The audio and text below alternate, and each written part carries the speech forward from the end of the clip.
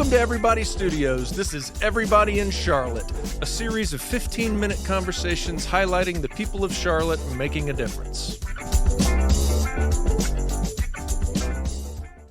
Angela Gala, welcome to Evrybdy Studios. Thank you. Well, thank you for coming in. Yeah. I think it's inevitable that I want to tell the listeners that we've done this before, and the microphones were not on. Amateur hour over here. So, And you are not getting me to repeat that word. I'm not going to do fortunately for you, there's a story we don't want anybody to hear. So we are doing a redo, and here we are again. So it's going to feel funny because I'm asking the same questions, but you know what? Let it ride. I might have a different answer today. What do you think? Then I might have different responses. All right, so let's jump into the question where we are not telling the previous story. Okay. And I would like to know what comes to mind when I say the hardest you've ever laughed. Oh, right. Okay, so the last time you asked me that question, you said recently. Did I? I think you did. But of course, we won't have proof of that. But so No, I can the look back. hardest I ever laughed, I cannot tell that story. But I have Schadenfreude. It's a problem. When people fall down, Dick Van Dyke was like my favorite show. I mean, the whole, if it's shtick, I'm in. I'm in with you. Oh my God. And humor. it gets worse if it's potty humor. Oh, I love farts, the whole thing. I love it. Awful, awful, awful. And my mother comes back from a trip just this week. I pick her up at the airport and she's telling me about the food poisoning that her and her friend got. Ooh. And what transpired over that 24 hours between the two of them, and I almost had to pull over and not be able to get home. I was crying. I was laughing so hard. Just emergency after emergency. Oh, my God. Oh, and the poor cleaning staff. God help them. I mean, truly. Just whatever. But, yeah, it's sad. It's stuff you cannot say in public. It's bad. I get it. All right, I got to follow up. I was in an interview with a therapy practice here in town, and they're all very funny people, and so I didn't feel that awkward doing this, but when I look back, I'm like, I can't believe I did that. We were eating lunch, and I'm in lunch with like the whole team, and it's like 20-something people, and they call me, and it's like interview day, so I'm just bouncing around doing all these different things. Everybody's judging me and critiquing me, and so mid-lunch, the main guy asked me to tell a story. Any story, whatever story, just some story. Well, I tell an emergency shit story. And I mean, it is graphic. It is disgusting. Did you really? Oh my God. And I mean, I had probably 85% of the room was crying, laughing, and the other 15 walked out. They couldn't eat anymore. Yeah, you just never know how that's going to go with other people, right? Just roll the dice. Yep. Oh my God. Yeah, those are always funny. All right. What would you consider to be your superpower? That answer is the same. Compassion. Compassion. Yep. Beautiful compassion. Yeah, it can also be, it's a double-edged sword. Okay. Too much of anything. One of my friends, Jeffrey, he said, you know, Angela, he said, unbridled compassion is just as dangerous as none. I had to think about that, and that really put things in perspective for me. And so what does that translate into? Boundaries? Yes. Yes. Okay. Boundaries and agency, allowing people to have agency over where they are when we take it on for them, which a lot of empathic people do, a lot of people that work in nonprofit industry, that nursing, any kind of field where you help people, empaths tend to gravitate toward that, and they also tend to take on, not even realizing it, kind of the burdens that their clients or patients are carrying. Yeah. But that denies them their agency and also tells them you're not strong enough to do this. Okay. And if there's one thing I've learned from Ranjit, the man next door, yes, and by example, is that holding your own space holds space for other people. Yeah. And that unbridled compassion is not only devastating to you, but also to the people that you care for, like at home, and to your patients or your clients. My first thoughts are in the addiction space, where that might translate over to enabling, Yeah. right? Same difference. Yeah. And it comes from a place of compassion, but it opens does. up this opportunity for manipulation and many other things. That's interesting. Lovely. Thank you for that explanation. Yeah. No worries. I feel it. All right. If you have one, tell us a hidden gem in Charlotte. My sister. Your sister. My sister. Lovely. You're the first one that's given a person as the hidden gem. Really? I No, love that. she is a hidden gem. She has got the most whacked sense of humor. And unless you know Love her already. her, oh my gosh, if she is in a professional setting, she can put the face on. As soon as she steps out, you're like, "Oh my God, did you you just said it. Nobody says that." She is a source of just constant humor, and I don't know where it comes from, but it's You're funny. not like her. Okay, I promise. well, there's humor in there, in that blood. Yeah. That's awesome. Well, Yeah. I'd love to meet her sometime. I would love for always you to down meet for her. a funny person. Oh yeah. She's something. She's a hidden gem for sure. Is she younger or older than you? Younger. She's 6 years younger. Gotcha. She So- will tell you 15 years so younger, 28? but she's lying. All right, let's go to the meat. You know, I said that to a guy sitting here the other day, and he's vegan. And I was like, let's get to the meat. He He's was like, offended. oh. It's like the Nope, not going the there. non-meat. Thank you though. The tofurkey. All right, so where in your life, Angela, are you making a difference in the lives of others? Truly, I think the only place I can make a difference is in my own healing. And in my own healing is just how I show up and model that it's possible, and how I receive everyone else and how I'm around my children. And I think when we heal ourselves, what we're sharing with other people, even if it's on an energetic level, is uplifting. Practically speaking, I am efforting to share the gift of mindfulness meditation with children and adults. Okay, let's expand on that one. Certainly. Yeah. Favorite What's the name? So I am the co-founder and executive director for Youth Meditation. So we teach in schools and nonprofits. And is that a teachers, .org? Children. It is a .org. Youthmeditation.org. Yes, sir. And so, yes, it's a nonprofit that teaches children and the people that care for them. So teachers, parents, mindfulness meditation, it teaches us those skills. And then I also work at Charlotte Meditation in private practice, teaching a course on mindfulness meditation. Gotcha. And that one is a .com. Gotcha. Okay. How long has youth meditation been around? Since 2014. Wow. Yeah. And give an example of establishments you're in. Sure. So prior to COVID, we were in a lot of schools, and we had a very in-depth program in a couple of them, which is how I met Brian. Oh, okay. Your Yeah. last 'Cause he guest was- I saw. yep. Yes, he was a teacher at Ashley Park at the time, and he Mm-hmm. was helping to bring mindfulness into the school, which was great. And so now we're still working with children. This summer we'll be working with a lot of nonprofits, the YWCA, Freedom Schools, Athena's Path, and Heroes Pursuit. We have some others that we haven't finalized contracts on.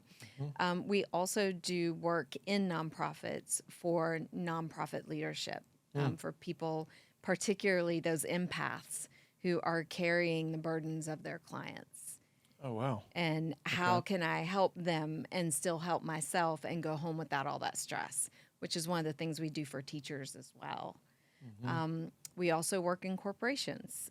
So we just finished a project a few months ago with Ray Ward and their leadership team, Great company.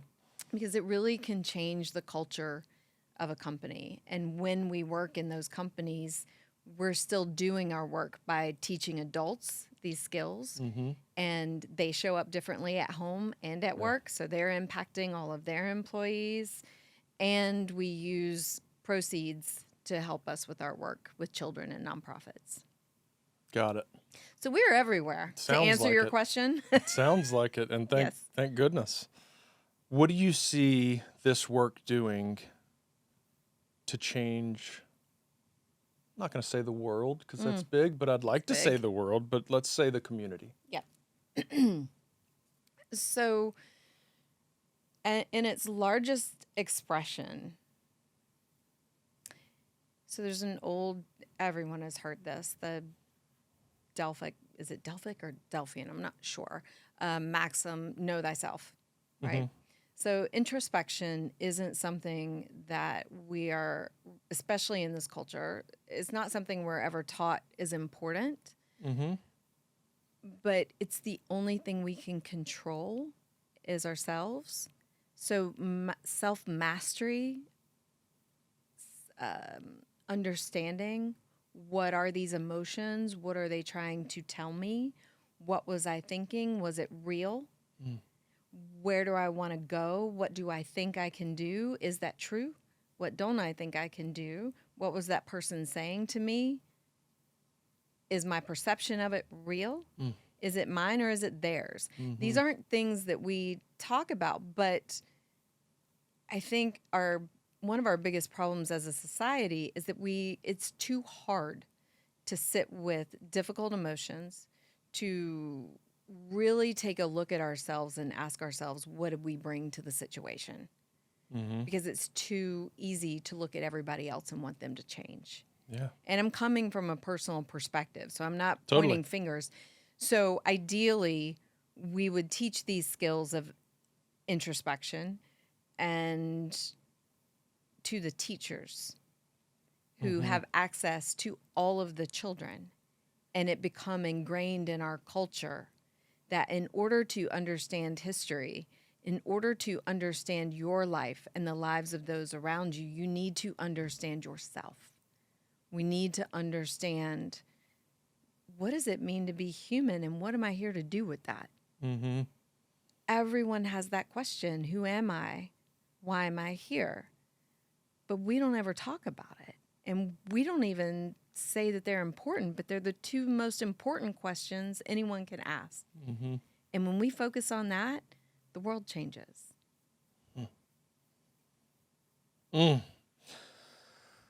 So we were talking to a lady the other day. I texted you about her. She teaches meditation, and she's got kind of a method. And I told her about you. But what you just said makes me think of, because the first thought I had is it just seems so simple in the sense that, like, that's the answer to all of our problems is, looking inward and digging deep. Why is it so hard? And then to pump this person's new book she's writing, it's titled, Why Isn't Everybody Doing This? Right. That's the title of her book. Good title. And it is good. And it's exactly kind of what it made me think as you're explaining what it has the potential to do for us, and then ripple effect and children. And it's like, why are we not? Why are we not? Why are we not? It's antithetical to our culture. Our culture is about, and I think it's really unfortunate in the way that we're raised. There's a lot of fear. I mean, if we think about our own children, we want them to be able to take care of themselves, all the practical things. We don't want them not to have health insurance. We don't want them not to be able to afford their life, not to have some ease. Yeah. But ease actually comes from satisfaction. It doesn't come from it's not chasing the given to you. things. Right. It comes from satisfaction. So Ooh, that's good. how can we be satisfied? We have to understand what that means to us. I mean, we're not taught the skill of how to do it, and we're never in our culture taught that it's important to do it. Right? We have an outward-facing culture, not an inward-facing culture. Yeah. Yeah. Man, we could do this for an hour, and we have to cut it short, unfortunately. But I do want to respond, because we'll do it for a little bit longer. When I think about the culture and our society, and early in our lives, and this person that I referred to a second ago would use the example of hushing a baby. this baby is feeling. This is the reaction to the feeling. This is the expression of the feeling, and we're telling it to stop. And we do that. Sometimes we're soothing by whatever, but it's even. You just read my mind. How did you do that? Go ahead. Yeah, because I knew. You knew exactly what I was thinking. Because there is a level of Right. comfort, but fast forward 2-3 years, and you're telling a child to stop crying. Yeah. Or giving them something to eat, or a lollipop, or something to anything to get them to stop feeling and thinking whatever Right. they're feeling and thinking So at that that's moment. why we have addiction, right? 100%. Because that's the way. Unhealthy, soothing, coping, whatever it is. But nobody taught us. No, and so we can nobody talk- knows. Well, exactly. So I think back to the point that the only thing we can do anything about is ourselves. And the reason why we started youth meditation was because I had, with Elise Dashew and Catherine Northington, we had done some grassroots efforts to help make up for some budget shortfalls. Mm-hmm. And after we had done that and had success, we thought, we have all these other ideas. Let's talk to Mr. Gorman and tell him about it. In that meeting, I realized there's nothing I can do. It's a big ship. There's nothing I can do. But I also realized if I can get this to the kids, school will have to change because the children start to change. Right. And it wouldn't matter anyway because they'll know how to get what they need. Mm-hmm. And they'll know what they need, which is the most important thing, Mm-hmm. right? So it's all about the self. And then society will change or it won't, but it won't matter to you once you help yourself. Right. Right. Well, many people who look at revolutionary change or societal or cultural change, it doesn't come from enforcement. No. No. That's more of the same. I want everyone else to change the way I see it. Well, how do we know the way we see it is best for everybody? Mm-hmm. It probably isn't. But if we change ourselves, then it's amazing when you're peaceful here, whole world's peaceful. Yeah. Whatever's going on is everybody else's business. That's right. Okay. It's kind of like when Friday afternoon before a week vacation in your favorite spot. Yes. And nothing can faze me. Exactly. That's exactly it. It's good. Yeah. It's good. Okay. Thank you for that. That was a beautiful discussion. Okay. A couple last things. How do we get involved? How do I and my listeners do something to move the needle in the space that you're working in? Invite us to your school. Yep. We'll do demonstrations. Invite us to your workplace. We'll do demonstrations. Your nonprofit, whatever that is, help us spread the word by inviting us to show you what it is instead of tell you what it is. We can give you the experience.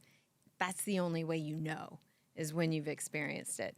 Obviously, donations are always welcome because not every nonprofit in school can afford the full freight. So any of those ways are a great way to get involved. Thanks for asking. Great. Nominate someone for me to interview. Coach Q at Freedom Communities. Coach Q at Freedom Communities. Yeah, you you're heard up. it, Q Ball. She's awesome. All right, I will reach out to her. Okay. Last but not least, leave us with 3 words to remember you by. Love, compassion, freedom. Beautiful words. Yeah. I'll remember you. Angela Gala, thank you for coming into Everybody Studios and being on Everybody in Charlotte. Thank you for having me. It was a pleasure. It was a pleasure. My name is Angela Gala, and I am Everybody. All right. Thank you.